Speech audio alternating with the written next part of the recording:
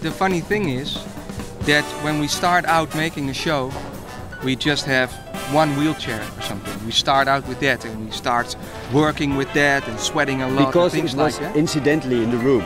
Exactly, because it was there.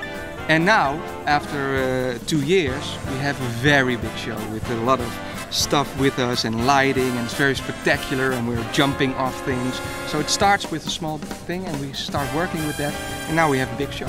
What can you do with the wheelchair? You know, you can dance with a wheelchair. We can fly with a wheelchair.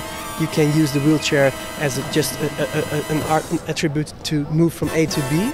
And in this show it is the wheelchair, but in earlier shows it was with, for instance, a ladder or tables. Yeah, so we once were in a rehearsing room when we found ourselves in the middle of 200 beer bottles, empty or not empty, and then we started to make music. Make them with empty them. first. Yeah, first we and then we tuned them and we could make a musical instrument out of them, and that's how we developed a musical song with beer bottles, for example. Yeah, and we like the Wild West a lot. So, for instance, we have a scene with which is a Wild West scene, and usually the cowboys, they would ride on horses, right?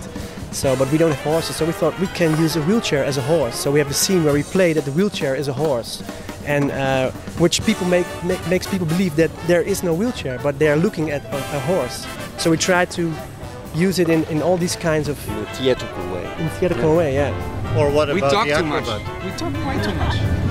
You know why we talk so much? Because in the show we hardly talk.